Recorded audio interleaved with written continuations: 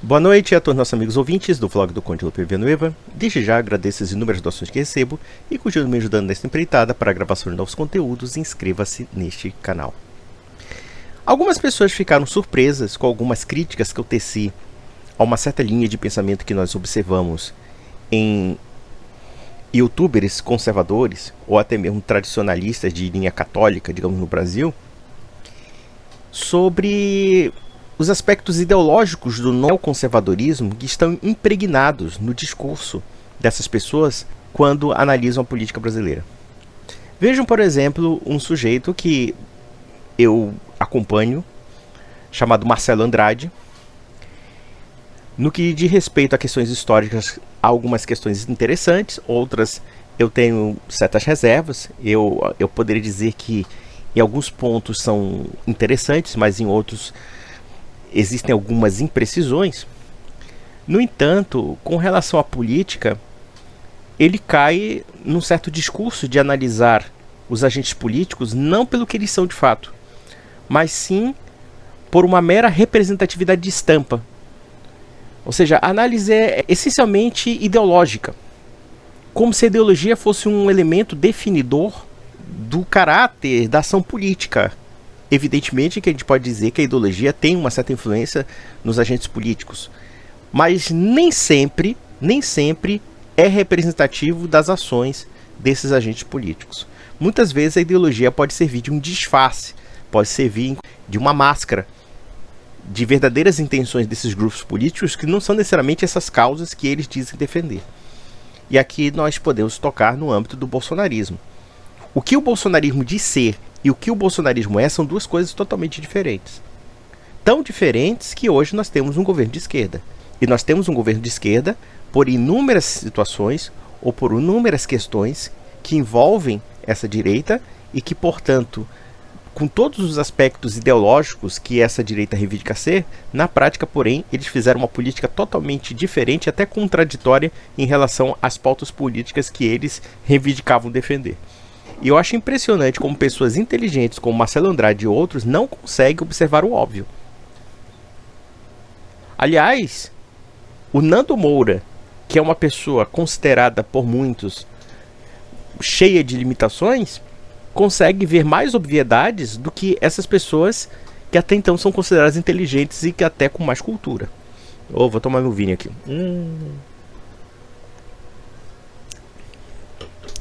Pegando esse gancho dessa situação que eu estou comentando, eu gostaria de fazer um react de um trecho de uma entrevista que envolve dois personagens. Na verdade, a entrevista é no Inteligência Limitada. O senhor Guilherme Freire e o Paulo Cogos, essa figura folclórica e ridícula. Mas eu posso falar do Guilherme Freire porque eu conheci pessoalmente o Guilherme Freire. E isso há muito tempo atrás, quando ele era um jovem ainda. E eu comi uma feijoada com ele, acho que foi em Sumaré, se não me engano, eu tinha assistido uma palestra junto com ele na sede da Opus Dei. E eu tive uma conversa agradável, era uma pessoa muito simpática, enfim. E eu não tenho nenhuma crítica no sentido pessoal ao Guilherme Freire. Muito pelo contrário, tá? Acho que o Guilherme Freire, talvez o que falta nele é apenas uma certa contundência. Talvez eu seja mais briguento do que ele, mas enfim. No entanto, com relação a esse vídeo, que é no caso o futuro do Brasil na política, Guilherme Freire e Paulo Cogos, eu senti no Guilherme Freire o mesmo tipo de defeito que eu vejo também no Marcelo Andrade. Ou seja, não avaliar a política pelo que ela é, avaliar a política pelo viés ideológico e achar que o viés ideológico é uma devida proporção em relação àqueles viés ideológicos rivais. Vamos analisar então, e eu gostaria de compartilhar os comentários com vocês. Não, o socialismo não é um problema. Então morreram na mão de Stalin milhões de pessoas. Nada vai ser falado sobre isso. Não, pior. O Eric Hobsbawm, que é um historiador marxista, ele é super festejado pela turminha bonitinha de Harvard, pela academia. E ele fala que as pessoas, milhões que morreram aí na mão do comunismo, não, isso foi necessário um sacrifício revolucionário. Eu gostaria de fazer um adendo sobre a questão do Eric Hobsbawm. De fato, o Eric Hobsbawm uma vez foi interpelado porque ele falou essa coisa absurda. de que, em nome da causa socialista, valeria a morte de 15, 20 milhões de pessoas. E ele, inclusive, recebeu uma resposta à altura. No que diz respeito às opiniões idiotas de Hobsbawm, e no meu entender são muito idiotas, diga-se de passagem nesse sentido, não quer dizer que invalide o caráter de o historiador. Existem muitos idiotas que são bons historiadores, diga-se de passagem. Muitas pessoas que defenderam causas erradas e que são bons historiadores. Eu não acho que Hobsbawm seja necessariamente um mau historiador. Tudo bem, eu acho que é historiadores melhores do que ele. E o Hobsbawm muitas vezes cai em certas deficiências que estão correlatas à sua própria ideologia, que foi a marxista, durante toda a sua vida. Mas a gente tem que ter muito cuidado quando nós analisamos a questão ideológica, porque até pessoas talentosas erram. Pessoas que têm bons trabalhos também podem ter ideias idiotas e ideologias completamente estúpidas. Vejam, por exemplo, o fato de que muita gente inteligente defendeu o bolsonarismo, por exemplo. Ou achou que o bolsonarismo era um contraponto ao petismo.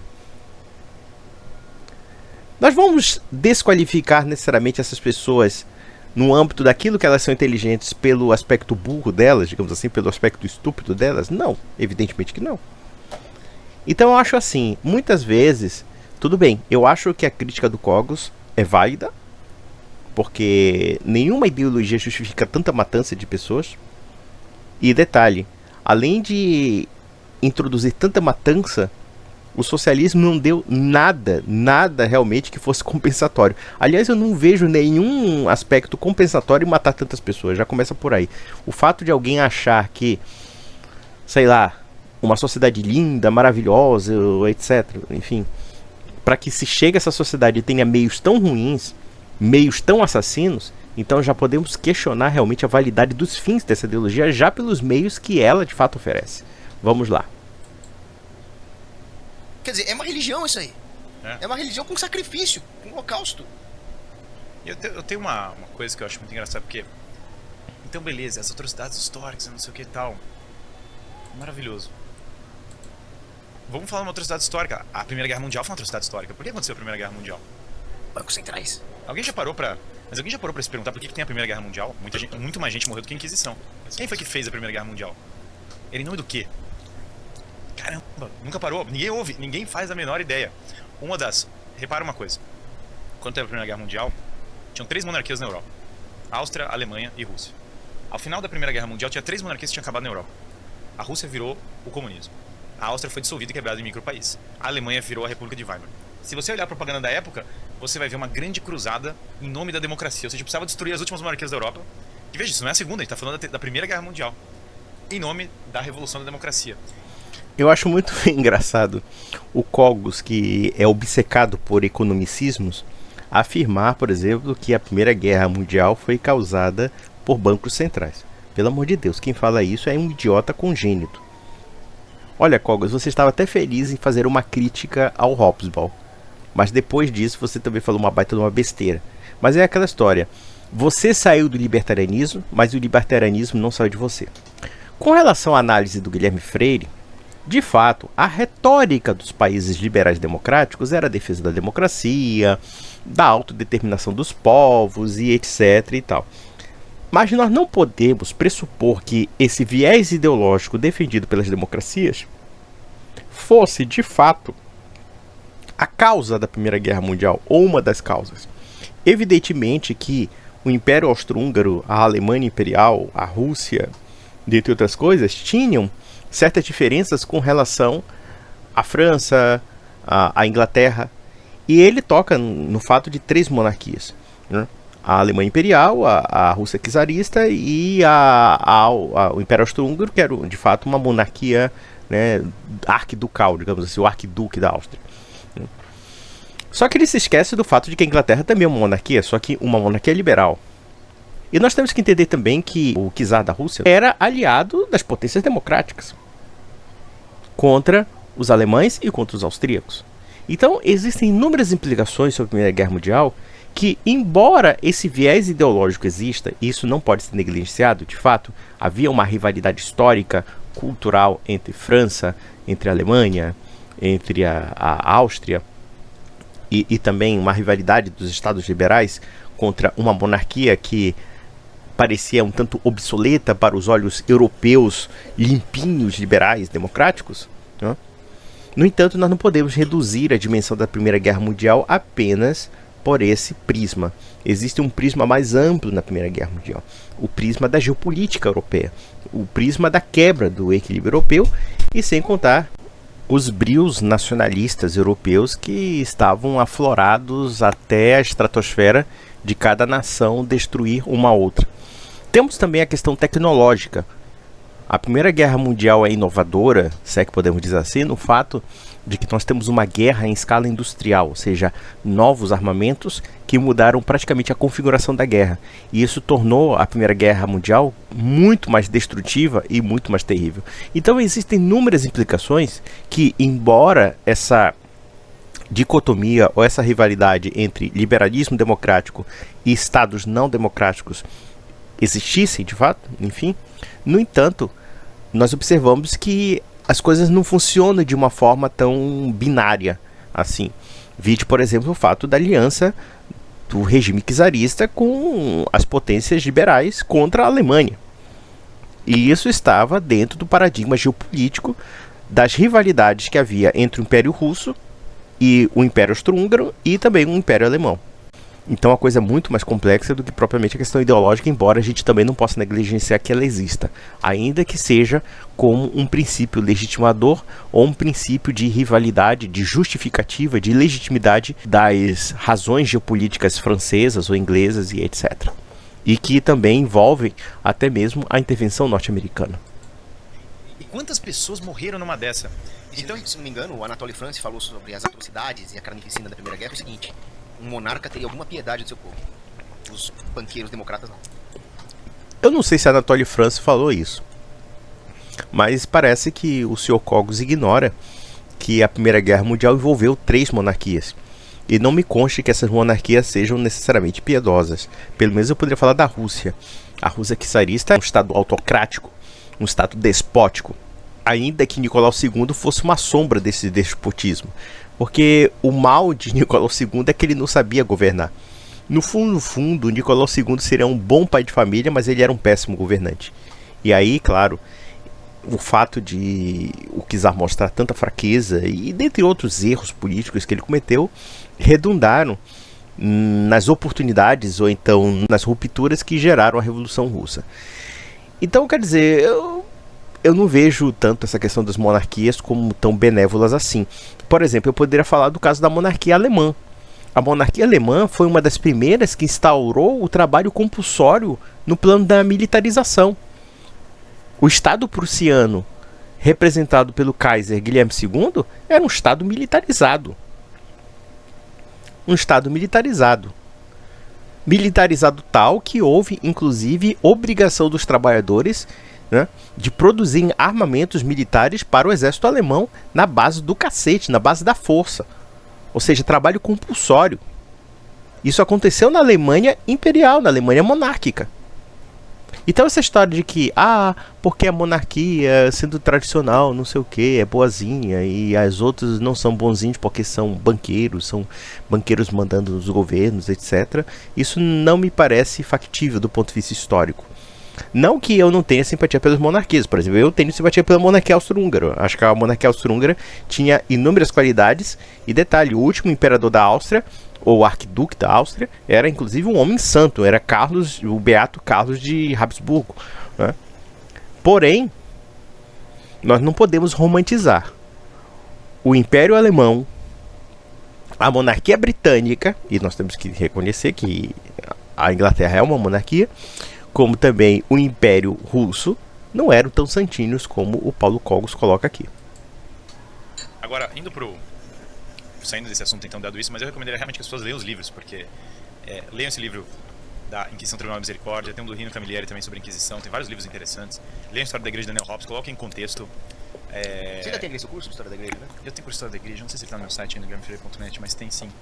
Mas basicamente indo pra política, saindo desse... Então, mas você tá preparando isso pra falar alguma coisa sobre Eu tava o debate? preparando sobre isso porque eu ia falar o seguinte, sobre a ponte sobre o debate seguinte. A partir do momento que o homem moderno relativizou toda essa visão, que ele comprou a Narrative Week, que demonizou a igreja, que tirou toda a cristianismo da história, que refez tudo, que tirou o dogma, tirou a noção do absoluto, falou, a mulher não precisa do dogma, ele precisa tudo livre. Nós caímos num verdadeiro caos de opiniões. Todas as coisas foram para todo lado. A autoridade foi dissolvida, a religião foi dissolvida, as coisas foram fragmentadas. Nesse mundo fragmentado, nós caímos no mundo de relativismo. E aí o problema que nós temos é o seguinte. Eu tava olhando o debate, né? E aí eu tava olhando o que o Brigadeiro falou, né? Vamos contar a parte do Nando Moura, que eu acho que ali entrou uma outra coisa. Entrou um outro negócio, um inserto, né? E tá vendo o que o Paulo tá falando. Basicamente, havia uma concordância. Você pode me corrigir se eu estiver errado. Mas há uma concordância de que o Brasil, obviamente, não vai no rumo adequado da política, que o governo Bolsonaro não foi bem sucedido em transformar substancialmente a política brasileira no sentido de criar um novo modelo. Acho que isso é consensual. Sim. E aí a divergência, me parece que ela estava orbitando muito na seguinte linha.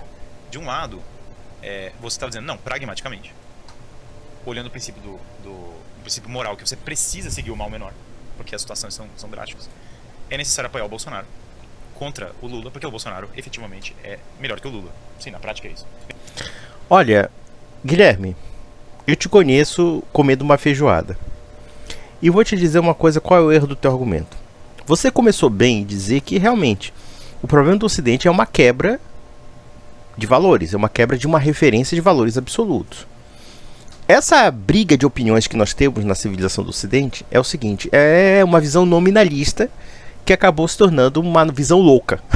Ou seja, por um lado nós temos o Willy de Ockham, que implodiu a escolástica e criou praticamente uma dissociação cognitiva entre as essências e as particularidades da existência a partir do nominalismo. E, por outro lado, nós observamos que existe uma visão acidentalista da política. E não só da política, mas em todos os fatores. As pessoas não conseguem ver uma visão de conjunto das coisas. As pessoas acham que a opinião é a extensão da realidade per se. Eles não conseguem observar se, de fato, a sua opinião está adequada ao objeto daquilo que se analisa. No entanto, quando você toca na questão Bolsonaro, aí a coisa peca muito mais. E nesse ponto, com todo o respeito a Vossa Senhoria, porque eu conheci de longas conversas comendo feijoada e acho que até tomando um refrigerante, uma cervejinha, enfim, não sei, não me lembro bem se eu tomei esse refrigerante e cerveja. Naquela época acho que eu tomava mais refrigerante do que cerveja. Mas você foi muito infeliz em pressupor que o Bolsonaro seria melhor do que o Lula. Em que ponto o Bolsonaro é melhor do que o Lula? Vamos analisar uma coisa concreta. Vamos tirar essa questão se Bolsonaro é contra o aborto, se Bolsonaro é a representação da defesa da moral dos bons costumes e etc.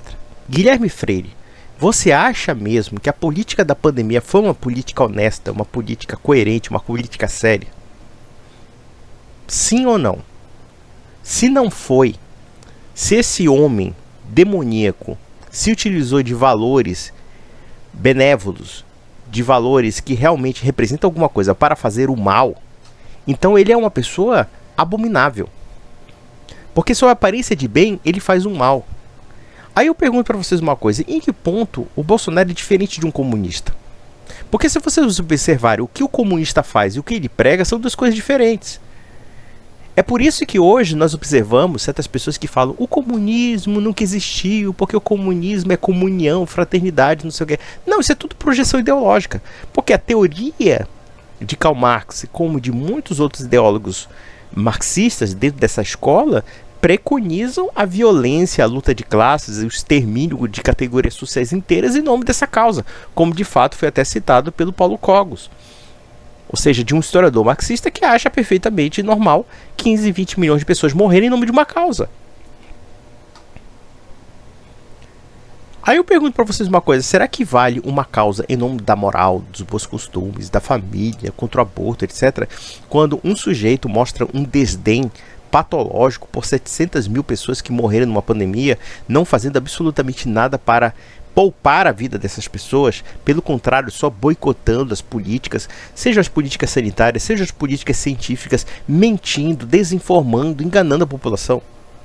E engana até hoje. Vamos analisar a oposição bolsonarista. Nós estamos tendo uma crise séria que envolve o Ministério da Justiça e o Comando Vermelho. Eu não vou contar em detalhes isso, mas isso está na notícia, né, dos jornais, enfim, da grande imprensa, que uma senhora que é esposa de um sujeito muito importante no crime organizado, no tráfico de drogas, estava lá visitando o Ministério da Justiça, o Ministério dos Direitos Humanos, etc.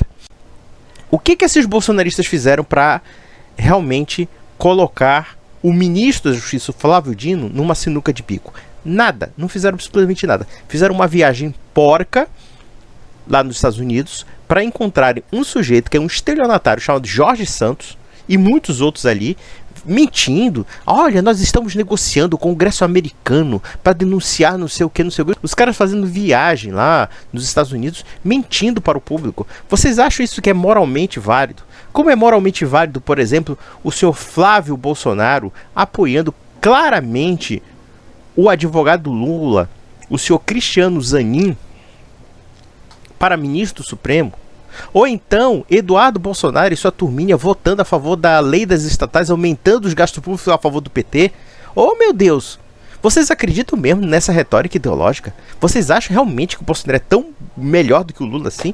Eu não vejo nenhuma diferença. Nesse ponto, pode-se acusar o Nando Moura de muitas coisas. Pode-se acusar o Nando Moura de ser uma pessoa limitada intelectualmente, de ele ser um cara rebarbado, de ser um roqueiro, o que vocês acusarem. Mas eu acho que esse homem comum, chamado Nando Moura, no que diz respeito a tantos defeitos que ele tem, e eu poderia catalogar muitos aqui, diga-se de passagem, principalmente quando ele toca em questões religiosas, teológicas, até mesmo políticas, em alguns pontos eu não concordo com o Nando Moura. No entanto, ele vê o que de fato é a realidade política, não aquilo que vocês, por uma cegueira ideológica, fecham os olhos e querem insistir na ideia de que Bolsonaro realmente é um defensor de pautas políticas conservadoras. Ora, vejam o que ele faz, não é o que ele diz ser. Nós não temos que analisar a política pela proporção da ideologia. Não é somente isso. Nós temos que analisar a política pelo que esse grupo concretizou no viés que de fato, teoricamente defende.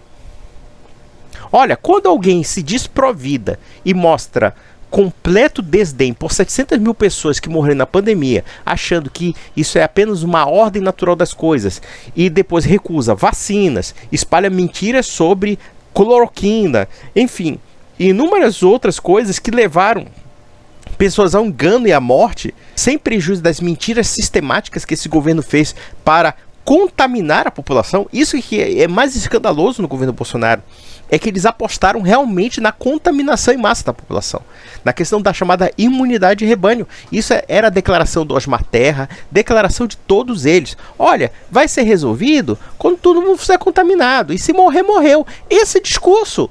E aí, Guilherme Freire, você vai negar que existiu isso? Ah, moral e bons costumes, vocês vão ignorar as políticas monstruosas deste homem? Aí eu pergunto, em que ponto vocês são diferentes do Hobsbawm, achando que 20 milhões de pessoas mortas em nome do socialismo são válidas por causa da causa? Aí eu pergunto, onde é que está a diferença? Aí eu deixo para você, que eu acredito que você seja uma pessoa honesta, e para os meus ouvintes. Mesmo que o Bolsonaro tenha defeitos, na prática é melhor que o Lula. E você está numa maior ameaça se você seguir a linha do Lula. Você imagina um navio, brincadeira. Que a infame metáfora o treta do pirata, né? A infame treta do pirata, ela orbita em volta disso. Quer dizer, no final das contas é isso. E a posição do Brigadeiro é, bom, Bolsonaro é inadmissível porque ele tem tantos problemas, o sistema está todo corrupto, nós não deveríamos apoiar nenhum dos dois lados. Logo você não deveria votar, ou deveria votar nulo, ou a gente deveria achar uma outra alternativa porque não tem solução. É isso. Bom, vamos ser bem sinceros. Eu pergunto pra você, Guilherme Freire, Paulo Cogos, esse bundão do Paulo Cogos, que não teve nem resposta para o Nando Moura. O que Bolsonaro merece de confiança quando ele entrega tudo para o sistema que ele diz combater? É muito simples. E vamos ver essa questão da oposição. Cadê a CPI do narcotráfico, digamos assim?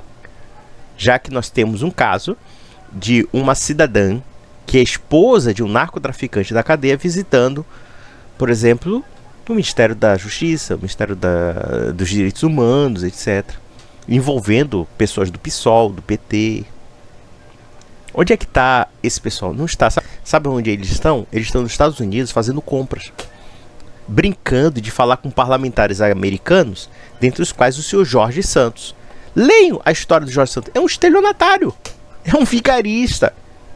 Um picareta, um brasileiro. Eu não sei nem se ele é brasileiro, se ele é americano. Porque a história do sujeito é tão nebulosa, mas tão nebulosa, que realmente ele é a representação americana do bolsonarismo. Porque muitos bolsonaristas são vigaristas. Não se assustem. Pessoas assim de última hora, aventureiros.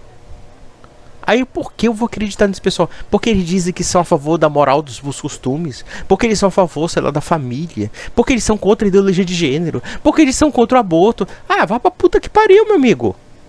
Deixa de ser burro. Não é porque o cara vê uma oportunidade no discurso de ganhar dividendos políticos que eu vou acreditar nele. Então veja aqui que a proporção do Guilherme Freire é uma proporção ideológica. Não é uma proporção relacionada a atos concretos. Quando nós sabemos que o próprio Bolsonaro fez acordos escusos, isso está na imprensa, acordos escusos para destruir a Lava Jato, para salvar o filho dele de um possível processo, até mesmo de cadeia, no caso Flávio Bolsonaro, quando esse pessoal boicota a CPI da Lava Toga, dentre muitas outras coisas, aí eu pergunto para você uma coisa. Você acha que isso é uma rivalidade contra o PT? Vejam, por exemplo, já que ele coloca aqui que Bolsonaro é melhor do que Lula. Tá? Bolsonaro é melhor que Lula. Vamos pegar a questão da proporção. Muitas pessoas, quando foram na frente dos quartéis pedir golpe de Estado contra o Lula, e querendo, inclusive, botar o Bolsonaro como ditador. Olha só a contradição. Eles acusavam o Lula de ser ditador e quererem o Bolsonaro no poder como um ditador com poderes absolutos.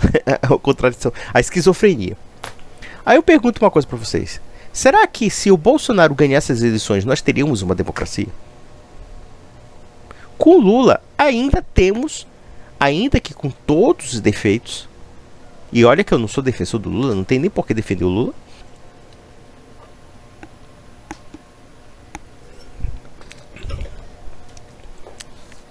Eu acho que o Lula é um sujeito completamente desqualificado do ponto de vista moral, do ponto de vista ético. Penso que nós percebemos que o sistema, digamos assim, essa palavra, sistema, por assim dizer, maquinou tudo para soltá-lo, para fazê-lo presidente da República contra o Bolsonaro. No entanto, o Bolsonaro colaborou com isso. E eu pergunto a vocês, você acha que o viés ideológico é suficiente para que nós neguemos todos os fatos que envolvem o próprio Bolsonaro? No sentido de destruir a Lava Jato? No sentido de ser o cavalo de Troia que destruiu a direita brasileira? A resposta é um sonoro não. Não tem por que confiar no Bolsonaro. Mas vamos lá. Basicamente essa era a posição. Essa era a treta. Quebrando toda a casca, essa era a treta. Reparem que em ambos os casos há uma independente dessa divergência, há uma constatação de que o sistema brasileiro é viciado. Não tem a menor dúvida. Porque se você defender o lado do... se você pegar o que o Brigadeiro falou, ele fala, bom, cara, o sistema é todo viciado, cuida da sua vida. Ele falou isso uma hora, alguma coisa assim. E de outro lado, você também concorda que o sistema é viciado. E muitos que vão defender o Bolsonaro vão falar, cara, o Bolsonaro não conseguiu governar porque o sistema é viciado e também não tinha como ele governar e assim vai. Outros vão falar, cara, o Bolsonaro não falou o suficiente, independente das várias posições, entendem? O sistema... O ponto todo que eu coloco é o seguinte, todo mundo percebe, o sistema brasileiro é fundamentalmente viciado. Hoje no Brasil morrem 50 mil pessoas por ano, é mais do que o negócio da Inquisição, tá? Só pra constar pra galera entrar nessa. Só que o Bolsonaro reduziu isso daí. Mas tá quantos mortes, homicídios por ano Então, no Brasil hoje? Era 60 mil, uma coisa absurda, um índice de guerra. E graças ao armamento, caiu pra 40 mil. Veja uma coisa, Guilherme. Você fala da questão do sistema podre. Mas você não se dá conta de que o próprio Bolsonaro faz parte desse sistema podre. A sua análise é falsa, essencialmente. Porque você parte da pressuposição de que o que o Bolsonaro alega ser ou alega fazer é algo verídico. E na verdade não é. Vejamos. Quando nós observamos que o Bolsonaro tem certos elementos que são escusos na sua biografia, seja a questão da rachadinha, seja a questão da milícia, e isso sem prejuízo de outros aspectos escandalosos da família dele, ele não é nada diferente de um político brasileiro qualquer. Então você está acreditando, eu fico assim perplexo, como uma pessoa inteligente como você, Guilherme Freire, acredite realmente que o Bolsonaro seja uma antítese da política brasileira. E na verdade ele não é. Com relação ao comentário do Paulo Cogos, relembremos que a redução da violência do Brasil se deveu ao ministro da Justiça Sérgio Moro. Foi o Sérgio Moro o responsável pela diminuição da violência no Brasil. E qual foi o prêmio do Sérgio Moro? Ser escorraçado pelos bolsonaristas, esquerdista, comunista, traidor e etc. Tudo porque o Sérgio Moro, com todos os defeitos no que tange ao Sérgio Moro político, acho ele um desastre como político.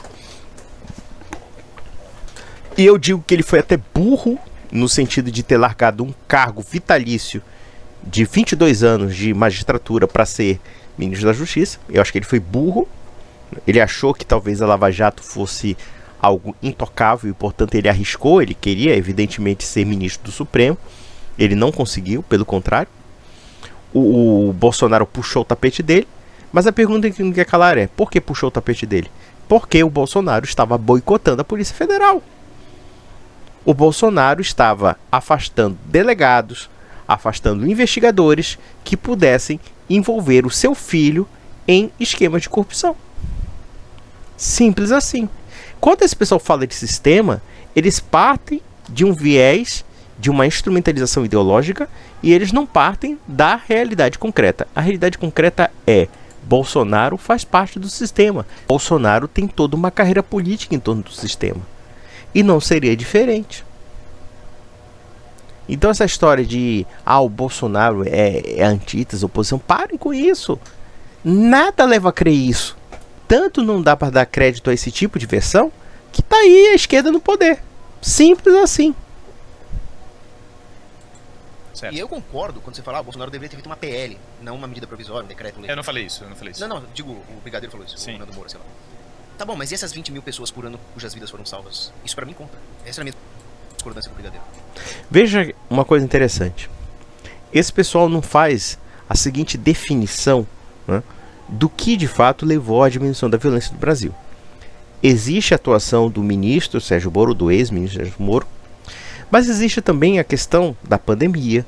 A pandemia colocou gente dentro de casa e com certeza isso influenciou na diminuição da violência, dentre outras coisas.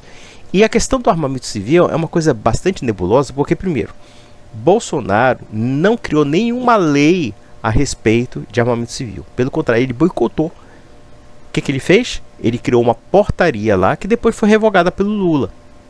Já começa por aí. E o segundo ponto é que há indícios de que esses armamentos caíram na mão da milícia. Porque o que é a milícia? A milícia são policiais militares ou ex-policiais militares que têm uma vida nebulosa do ponto de vista do crime e que aproveitavam muitas vezes da questão da regularização das armas para ter acesso a mais armas. Então a questão mesmo do projeto pró-armas do Bolsonaro foi também desastroso, porque o projeto era de que essas armas caíssem na mão de pessoas idôneas e que na verdade há grandes indícios de que não caíram na mão de pessoas idôneas, pelo contrário, caíram na mão das milícias. E o segundo ponto é que foi um decreto administrativo e não necessariamente uma lei. E claro, bastou o Lula tomar o poder e pronto, revogou isso. Simples assim. Então quer dizer, o que esse cara fez de tão benévolo assim que esse pessoal joga o tapete vermelho? Porra nenhuma. Uhum. Então o ponto que eu falaria é o seguinte, bom, sem dúvida, uma percepção que eu acho que os dois concordariam, que o Brasil é gerido por uma oligarquia. O Brigadeiro não está aqui, mas acho que fundamentalmente seria uma posição bastante colocada. Sim. E aí que eu vejo que muitos debates no Brasil são esses, porque a gente está olhando o debate dentro do paradigma da política eleitoral já como estabelecida, ou seja, do sistema político como ele foi estabelecido. Você não consegue pensar fora do debate. Veja até os casos da Inquisição que a gente falou. As pessoas não conseguem pensar nem fora, nem a outra hipótese não é nem concebível. A pessoa pensou em Inquisição. Todo mundo sabe que a Inquisição é malvada, não tem outra hipótese, não existe. E do mesmo modo, a pessoa pensar a igreja que ela é contra a ciência, não tem outra hipótese. E do mesmo modo, nós estamos todos pensando dentro do paradigma do sistema atual. É natural, não estou colocando. No entanto, reparem que existe um problema, um fenômeno que é, para você executar, quando você discute política pública, muitos dos debates que vão se dar vão ser debates de política pública. Deveria ter feito PL, deveria ter mais armamento, deveria mexer no aborto, deveria mudar a legislação sobre casamento. Toda discussão sobre política pública, ela pressupõe o seguinte, que de algum modo, por meio do sistema vigente, você vai alterar as coisas e você vai aplicar aquela política pública que você vai conseguir governar. Ora, se o problema não é tanto a sua vontade, porque tem um problema seguinte, na prática você percebeu o seguinte, para conseguir passar uma reforma você precisa ter poder. Você precisa ter o poder de aplicar aquela reforma. A vontade e o poder, que são as duas coisas que as pessoas se questionam. Você pode questionar as motivações das pessoas. Você fala, cara, o Bolsonaro, eu acho que ele era mal intencionado. O outro cara fala, cara, acho que o Bolsonaro é muito bem intencionado, blá blá blá. Isso é uma discussão plausível. Mas tem uma outra discussão que é poder efetivo das coisas. Porque você pensa em Bolsonaro foi eleito, logo ele tem o poder. E aí você começa a entender que o sistema brasileiro não funciona bem assim, entendeu? O poder não é a mesma coisa do que ser eleito. Aliás, é uma gama razoável de coisas. No sistema como é feito no Brasil, o exercício de poder ele não é automático. Ele não é automático para nenhum presidente do Brasil, ele não é automático de maneira alguma para o Bolsonaro. E ele não é automático para o povo, que é uma outra coisa que as pessoas supõem. Então elas pensam assim, cara, eu tenho poder porque eu sou o povo. De alguma maneira eu tenho poder para fazer valer a política pública. O maior poder para fazer valer qualquer política pública no Brasil é da própria oligarquia, se o Brasil é uma oligarquia. Então quem vai ter o maior poder de execução no Brasil, se a gente concordar que é uma oligarquia, é a oligarquia. Isso é tira e queda, não tem como ser de outra maneira. Só uma partezinha, tem um humorista que falava assim, eu fico impressionado quando eu abro o jornal de manhã e vejo qual é a minha vontade. O Zé Dirceu falou muito bem, aliás, tá certo? Falou, nós vamos tomar o poder, que é diferente de ganhar uma eleição. E o Zé Dirceu está correto porque há uma diferença razoável entre o sistema eleitoral e o poder real. Veja uma coisa interessante. O Guilherme Freire quer nos convencer de que o Bolsonaro era um coitadinho que foi vítima do sistema. Guilherme Freire, pare com isso, cara. Isso fica muito feio para você. Tudo bem que você está certo que para governar, ou mesmo ser eleito, não é a mesma coisa que ter o poder. No entanto, vamos assim pegar as referências do que o Bolsonaro conseguiu em 2019. Ele estava com mais ou menos 60, 80% de popularidade. Ele conseguiu a maioria absoluta dos votos no segundo turno, em que o Haddad ficou lá no cantinho dele. Segundo ponto, ele teve a segunda maior bancada de deputados do Congresso Nacional. O segundo maior partido do Brasil era o PSL, tá? Ele tinha todo um projeto de articulação política. E isso sem prejuízo de toda uma estrutura da internet e também o fato de ele ter colocado o presidente da Câmara dos Deputados, no caso, o Rodrigo Maia. Então nós temos que observar o seguinte, por mais que esse discurso que o Guilherme Freire, que no meu entender é bastante falacioso, possa alegar que o Bolsonaro não teria o poder, eu pergunto, que tipo de poder você queria, Guilherme Freire, que o Bolsonaro tivesse? Olha só. Ele tinha, evidentemente, a maioria da Câmara. Ele tinha a maioria do Senado. Ele conseguiu colocar um presidente da Câmara dos Deputados, no caso, o Rodrigo Maia. E para ele colocar no poder esse sujeito, ele teria que necessariamente articular com esse presidente e também cobrar aquilo que de fato ele deu a esse presidente da Câmara dos Deputados. Eu poderia até relembrar aos meus ouvintes que em 2019 eu falava basicamente isso, que o Bolsonaro teria que sentar com o Congresso Nacional, negociar com o Congresso, mas ele teria o poder de colocar os termos dele, pela popularidade que ele tinha, pela bandeira que ele tinha, pela bancada que ele tinha, dentre outras coisas. E isso sem prejuízo da formação de opinião que ele tinha. Ele tinha, inclusive, algo que é uma representação de poder, que é a hegemonia ideológica. Quando esse bolsonarista idiota acredita em qualquer besteira do WhatsApp, de alguma forma é uma representação de uma hegemonia ideológica. A gente usando até um termo gramsciano, diga-se de passagem. Mas nem isso ele soube aproveitar. Mas é aquela história, para defender o Bolsonaro, você tem dois tipos de opiniões. Uma é dizer que ele é um mal menor, porque ele tem uma representação ideológica teoricamente conservadora, ainda que ele entregue os pontos para todo mundo e só pense na família dele e nos esquemas dele. Ou então, a teoria do Guilherme Freire é dizer que o Bolsonaro é um idiota, que não teria poder nenhum para destruir o sistema. Ora, se ele não tem poder nenhum para destruir o sistema, segundo essa lógica, e claro, quando você fala de destruir o sistema, evidentemente que fala-se do centrão, se fala do sistema de corrupção, do esquema do toma lá da cá, e etc., para um esquema mais, por assim dizer, autocrático. Se o Bolsonaro não conseguiu nenhuma das coisas, então ele é completamente inútil. Ele é completamente inútil enquanto político. Ele é simplesmente uma besta quadrada. Então nós voltamos numa besta quadrada que enterrou todo um projeto de direita. Porque vejam, vamos analisar uma coisa. O PT estava morto. Morto, enterrado assim. Sabe o que é aquela pá de cal em cima de um cadáver? era o PT. Como é que um sujeito em 2019, com todas essas estruturas que ele tinha a favor dele, tá? Articulação política, Câmara dos Deputados, Senado, também tinha vários senadores, governadores, tudo. Esse sujeito não soube aproveitar para fazer aquilo que deveria fazer. Ele não aproveitou porque ele é um cretino, porque ele é muito inferior àquilo que foi dado por ele na circunstância política. E não só isso, é porque ele é um canalha também. Vejam os ministros do Supremo que esse homem nomeou. Esse homem nomeou só nulidades que só prejudicaram a nossa causa. E o que você tem a responder, Guilherme Freire? Vai dizer o quê? Que, não, o Bolsonaro é impotente para mudar as coisas. É isso que você tem que falar? Então nós vamos votar num político impotente que só entrega tudo para o Centrão, entrega tudo para o PT? É isso que você tem que responder? Então é melhor não escolher absolutamente nada. Ou então, como o MBL faz, escolher uma terceira via. Eu não sei se o MBL vai mudar a situação das coisas do Brasil. Eu não sei o que eles vão fazer no poder. Porque uma coisa é fazer oposição, outra coisa é estar no poder. No poder, as coisas realmente mudam de figura. Eu vou ficar aqui meio bêbado aqui. Vamos lá. Vinho argentino. Mas enfim. Então, vejam que esse pessoal fica encontrando pretextos e não entendem as próprias conjunturas políticas que promoveram o Bolsonaro. O Bolsonaro foi promovido por um movimento que destruiu uma boa parte dessa oligarquia na República Brasileira. Mas a oligarquia controla tudo, etc. Controla nada. Tanto não controla tanto, como ele está falando aí, que bastou um juizinho de direito de primeira instância federal para destruir tudo.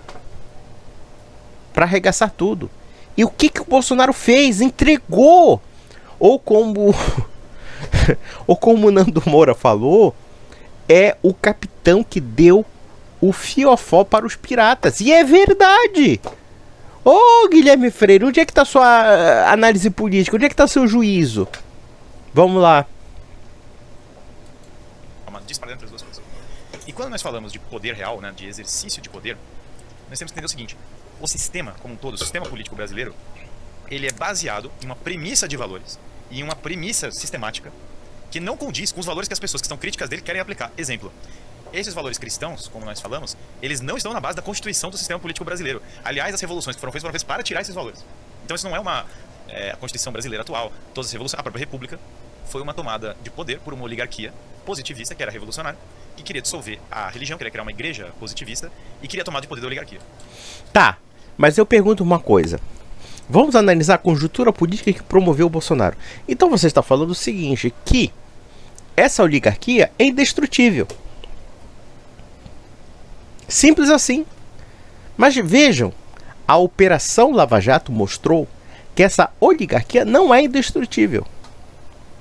Pela primeira vez na história, nós tivemos uma situação de fato em que as pessoas mais poderosas da República foram para a cadeia. E por que de uma hora para outra, um paspalho que se apropriou dessa bandeira e entregou tudo, mas tudo para esses filhos da puta? É essa pergunta que você tem que fazer, ô Guilherme Freire. Não, você tem que vender a ideia de que o Bolsonaro é um impotente. Ora, se ele é impotente, então por que eu vou votar nesse impotente? Das duas, uma. Ou você tem a lógica de que o Bolsonaro é um traidor ou é incompetente. Se ele é um traidor incompetente, então dá no mesmo. Porque em ambos os casos, ele vai entregar tudo para os canalhas. E vão mais além. O Bolsonaro é tão fraco, mas tão fraco, que numa situação de calamidade que ele mesmo criou, no caso, depois das eleições, quando aquelas pessoas inocentes estavam na porta dos quartéis, ou quando aqueles idiotas invadiram o Congresso Nacional, quebraram tudo, aí eu pergunto uma coisa. Quer dizer que nós temos que votar num líder que, quando os seus subordinados estão assumindo os encargos, né, e o ônus daquilo que ele mesmo causa, vai fugir do país? É isso que você acha que é líder, ou Guilherme Freire? É isso que você defende por conta de ideologia? Eu quero que a ideologia vá na lata do lixo.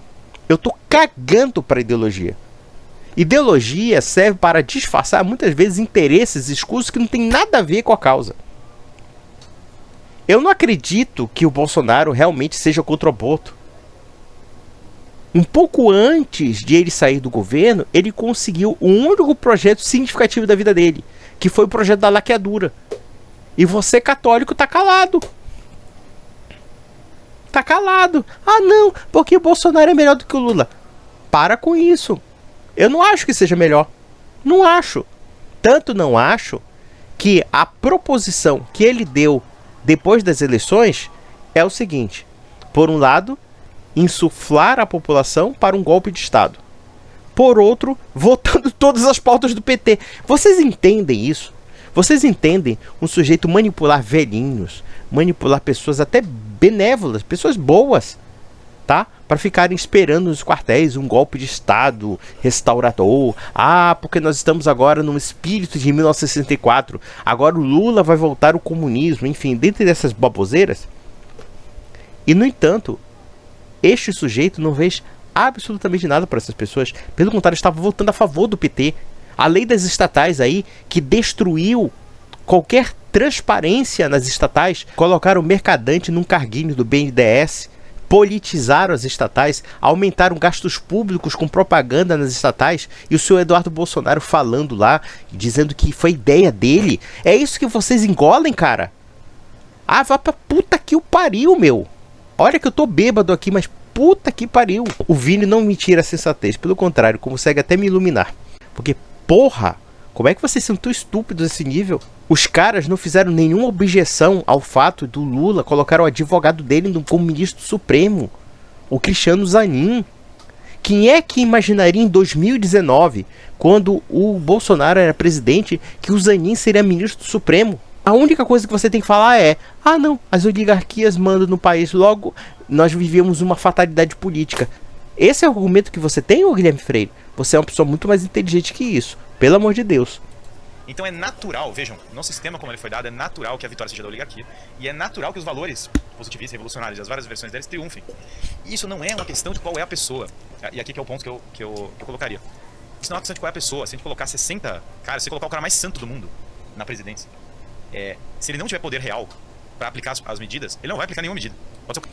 Bom, eu não sei o que o Guilherme Freire entende por poder real. Ele quer o quê? Que o Bolsonaro seja um ditador para fazer as reformas que eles sonham? Vocês podem ter certeza de uma coisa: o Bolsonaro não faria nem metade do que ele promete fazer. Se ele não consegue fazer com o poder que ele teve, porque ele teve o poder. O problema é que o Bolsonaro traiu todo mundo. É isso que nós temos que entender. Nós temos um sujeito que estava muito aquém daquilo que foi consolidado através da Lava Jato, através da denúncia da corrupção, através da reforma do Estado brasileiro, tá? E o que ele fez? Ele traiu todas as pautas. Vamos parar com isso, cara. Vocês estão muito presos, sabe o que? É um tapa-olho ideológico. Você, Guilherme, que é um homem inteligente. Tudo bem, do Cogos eu não espero nada, ele é meio burro, tá? O Cogos é meio estúpido, tá? Ele é meio estúpido. Mas você não, cara. Para com isso, cara. Isso é uma baita de uma bobagem que você tá falando.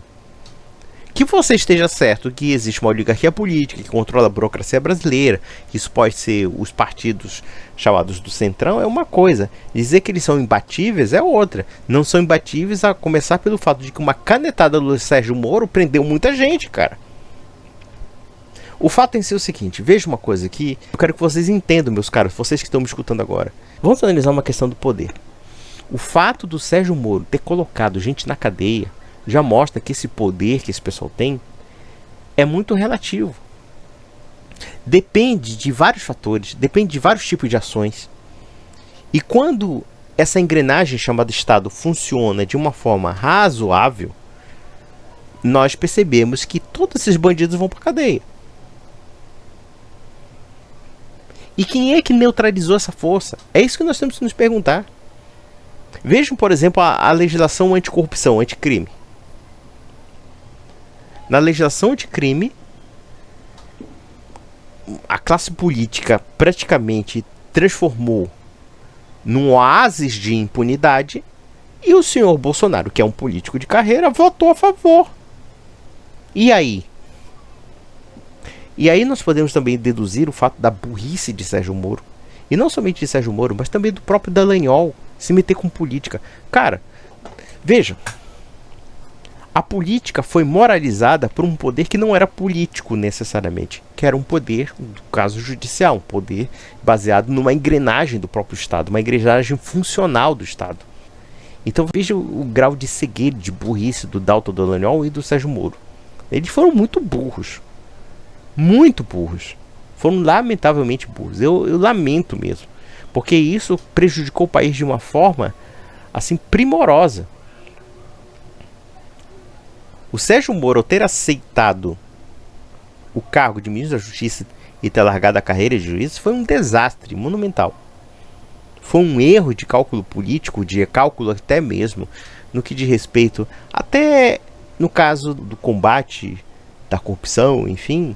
E não só do combate à corrupção, mas das estruturas de poder que são realmente viciadas, que no final comprometeram um movimento que, no meu entender, é bastante legítimo. A Lava Jato, para mim, é um momento legítimo. Muita gente, claro, petista, não vai gostar desse tipo de opinião, mas quer saber? Foda-se o PT, eu tô cagando pro PT. O cara mais santo, o cara mais com a melhor vontade. Por isso que quando você discute política pública e não efetivamente o sistema de governo, que é uma coisa mais profunda, que é o buraco mais embaixo que você está discutindo, o que eu estou argumentando aqui é que de fato o sistema político brasileiro é viciado, que novamente havia quase um consenso dos dois que é viciado. Você vai estar fadado, inevitavelmente, e veja que eu não estou entrando no mérito de fato, o Bolsonaro deveria ter feito X ou Y. Você vai estar fadado sempre a esse problema infinitamente. Meu filho, deixa eu explicar uma coisa. Mesmo que haja esses problemas que você está alegando, e que de fato existe um sistema corrompido, o que você não se dá conta são duas coisas. Primeiro, Bolsonaro faz parte desse sistema corrompido, o que você não reconhece como tal. E segundo ponto, o Bolsonaro tinha poder para mudar isso. Ele tinha. O fato de ele ter o Congresso na mão, ou pelo menos uma boa parte do Congresso que foi promovido por ele, ele não soube aproveitar. E não soube aproveitar por uma razão muito simples, porque ele não tem habilidade para isso, porque ele não tem competência para isso, porque ele não tem inteligência para isso. Bota isso na mão de um Hitler, bota isso na mão de um Salazar, bota isso na mão de um Franco, bota isso na mão de um De Gaulle, bota isso na mão de um Churchill, bota isso na mão de, sei lá, de um Stalin, para você ver se não funciona. Bota na mão até mesmo de um São Luís, rei da França. Ou você acha que São Luís, rei da França, não governava junto com pares também que tinham interesses, que tinham conchavos, etc. Ou vocês acham que a monarquia medieval era uma monarquia tão santinha que ele não tivesse que fazer concessões aos poderes terrenos desse mundo e até aos poderes das trevas? A política é a política. Sempre foi assim. Na época de Alexandre o Grande foi a mesma coisa. Na época, sei lá, dos imperadores romanos, a mesma coisa. Na época, sei lá, dos reis medievais, a mesma coisa. E vocês acham que é diferente? Tudo bem. Pode ser diferença dos valores. Com certeza havia verdadeiras aristocracias na época medieval. Pessoas realmente que tinham um sentido do dever, um sentido da obrigação, um sentido do dever da casta, né? O dever da igreja, enfim. Isso é uma coisa. Outra coisa é que sempre houve pilantras, sempre houve canalhas dentro da política. Sempre! Eu vou dizer assim, sempre, como historiador, como alguém que pelo menos aprecia história. Eu poderia pegar, por exemplo, um sujeito como Carlos V. Carlos V tinha um malandraço chamado Chievres. O Chievres era um sujeito assim que articulava assim, era o Renan Calheiros do Carlos V. Um canalíssimo. Ele era tão canalha, mas tão canalha, que ele conseguia as coisas do imperador e que dizem as más línguas que quando ele participou de um banquete ele foi envenenado, ele morreu envenenado. Para você ver o grau de maldade do sujeito. O grau de ódio que o pessoal tinha desse cara. Sempre houve os canalhas na política. Sempre. Dentro da época mais espiritual da história, digamos assim. Da época que havia reis santos, sempre houve esses canalhas. Mas aí existe uma coisa que Jesus Cristo já falava.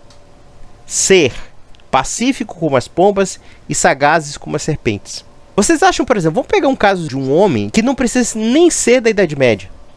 Podemos pegar mesmo no século XX. Era um homem que, do ponto de vista pessoal, poderíamos dizer que era um homem íntegro. chama-se Antônio de Oliveira Salazar, o ditador de Portugal. O homem governou de 1931 até 1970 Portugal, tá? Minto, 1968, quando ele teve derrame cerebral lá, mas oficialmente ele era um governante de Portugal, um ditador. Esse sujeito não roubou uma aspirina do Estado português. Era um homem que tinha integridade moral nesse sentido. Gostava do poder, mas não tinha ambições econômicas. Não aceitava suborno, não aceitava nada. Era um incorruptível, digamos assim. Eu pergunto para vocês uma coisa. Este homem não teve uma certa habilidade política para se manter no poder? Vocês acham que ele não tem pessoas oportunistas próximas dele, que ele teve que negociar, que ele teve que até mesmo engambelar para governar?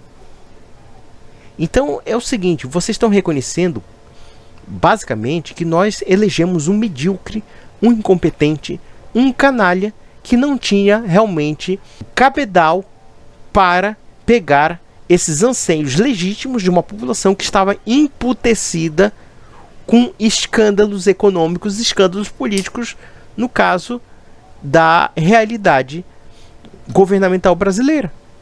É simples assim. Então por que defender o Bolsonaro, caralho? Ora. Porque corre o risco de você fazer o seguinte. Você elege outro cara, sei lá, que seja melhor que o Bolsonaro, sabe? O que a gente julga é melhor que o Bolsonaro. Fala, pô, esse cara é melhor. O cara não governa, porque o sistema é travado. E aí tu não fala, pô, o cara na verdade ele tinha tal problema. Você elege, aí você vai criando um ciclo perpétuo. E aí vai ter um outro cara que fala, ele não governou, porque ele se vendeu pro sistema e blá blá blá. E aí vai ter um outro cara falando não sei o quê. Mas eu tenho um ponto aqui. O que você tá falando é verdade. Agora, você concorda comigo que é muito mais fácil para as pessoas, de forma geral, perceberem que o que você tá falando é verdade, se elas virem o quanto o sistema não deixou o Bolsonaro governar, do que se tivesse um membro do sistema no lugar dele? Para com isso, Cogos. Vá tomar no seu cu, Cogos. Vá pra puta que te pariu, Cogos. Você não entende nem metade da missa do que aconteceu quando nós observamos algo bastante peculiar, que foi a Operação Lava Jato, quando uma boa parte das elites estava na cadeia, ou então estava sendo processada mesmo, Polícia Federal batendo na casa de gente que se achava intocável, e de repente nós temos um oportunista, um pilantra e um safado que se apropriou de uma pauta política, prometendo várias coisas e não cumprindo. Parem com isso, cara. É muito feio pra vocês intelectualmente. Para! O cara teve a faca e o queijo na mão pra fazer as coisas certas. Agora é aquela história. Pra alegar a impotência do Bolsonaro, é preciso alegar também a fatalidade da política. A fatalidade de que nada pode ser mudado. Ora, a Lava Jato não mudou alguma coisa? Vocês acham que não mudou? Pela primeira vez na história do Brasil, eu não sei se primeira vez, tá? Mas pelo menos nós podemos dizer que, de uma forma muito efetiva, pessoas que se achavam acima das leis foram pra cadeia. Foram pra cadeia, literalmente. Quem é que imaginaria, por exemplo, um presidente da República pra cadeia? O Lula. O Lula que hoje está no poder. Quem imaginaria esse homem na cadeia? Eu não conheço na história do Brasil nenhum presidente que foi pra cadeia. Não conheço. Tá? O primeiro presidente da República que foi pra cadeia foi o Lula. Em mais de 100 anos de República Brasileira. Ou alguém vai dizer que todos os nossos presidentes foram santinhos? E mesmo assim, o que esse gordo babaca não consegue ver é que nós perdemos uma oportunidade preciosa de fazer mudanças políticas significativas. Esse puxa-saco, esse babaca, esse bunda mole, esse bobalhão. Olha, nós tivemos chances únicas de fazer uma mudança significativa na história do Brasil e nós perdemos a oportunidade. Aliás, não é a primeira oportunidade que nós perdemos, diga-se passagem. Mas infelizmente, no caso da Lava Jato, no caso da questão da ascensão do Bolsonaro, o Bolsonaro destruiu tudo. Ele mostrou realmente que ele é uma falsificação total. É tão óbvio isso. Só essa besta foi levada a comentarista para não acreditar nisso. Vamos lá. Quantas pessoas verem, eu acho que as pessoas no geral não enxergam os problemas de uma maneira muito clara na política. Porque veja. Onde é mais fácil enxergar isso para algumas pessoas, pelo menos? Não, eu sem dúvida. Então, é isso que tá. Eu acho que não tá fácil pra ninguém enxergar. Eu acho que o problema que a gente tá discutindo aqui é o seguinte. Vou dar um exemplo muito simples. Muita gente pensou assim, a história do Trump, vamos pegar um exemplo americano, vamos drenar o pântano. O Trump falou, cara, vou drenar o pântano. Só que ele faz parte do pântano. O pântano não foi drenado. Então, o pior cenário é você falar, cara, vou drenar o pântano e não drenar o pântano. E, cara, drenar o pântano significa um nível de poder real muito maior que as pessoas estão concebendo. Ai, meu Deus do céu, esse pessoal fica encontrando justificativa para o fracasso do Bolsonaro, como se o próprio Bolsonaro não fosse responsável pelos fracassos. Ah, para com isso, Guilherme Freire. Você é muito mais inteligente do que isso, cara. Eu te conheci numa feijoada em Sumaré, perto da sede do Opus Dei. Você é muito mais inteligente do que isso, cara. Você é muito mais inteligente do que isso. Para com isso, cara. O problema foi o seguinte, é que se apostou num sujeito que era pró-sistema e que quando pesou na bunda dele, na família dele, que a família dele não vale nada, ele simplesmente entregou tudo. Tudo! Olha, cara, sinceramente, o Bolsonaro mostra que ele não tem bagos para enfrentar, mesmo que ele tenha o rabo preso. Ele é um covardão, cara. Ele é um cara que não tem pulso para uma causa que é maior do que ele. É isso que nós temos que entender.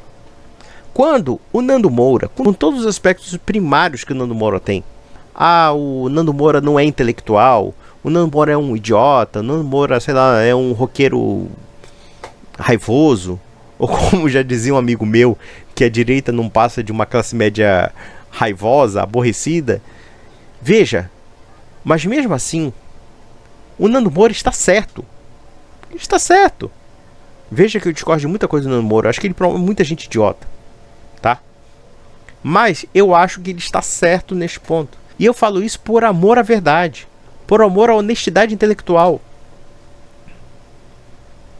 E veja que o Guilherme Freire é uma pessoa inteligente, mas ele cai nesse engodo ideológico. Vamos lá, besteira. Drenar o pântano, cara, drenar o pântano é drenar o pântano, entendeu? Teve Não é? gente que tentou drenar o pântano. Dom Vital aqui no Brasil morreu, foi assassinado. Ai, meu Deus do céu. Ai, esse Paulo Cogos, meu Deus, falando tanta besteira. Ele faz tanta salada de informações absurdas. Por exemplo, a questão do Anatole France que ele tocou. Eu não sei se é verdade, porque o Anatole France não era um homem simpático às monarquias. Ele é um homem mais guinado à esquerda, ligado ao liberalismo. Eu não sei até que ponto. Porque você tem que duvidar do Paulo Cogos. Da feita que ele diz que Aristóteles é fascista, que Santo Agostinho afirmou que todos os governos são confrades de ladrões. Quando você lê no original, ele não diz que o governo PC é legítimo, mas sim o governo injusto é um governo de latrocidas. Mas enfim, o Paulo Cogos é cheio dessas citações desconexas que estão no mundo particular dele. Mas vamos lá. Posso abrir para a pergunta do público? E depois eu queria saber, nessa parte... Ai, Jesus, acabou.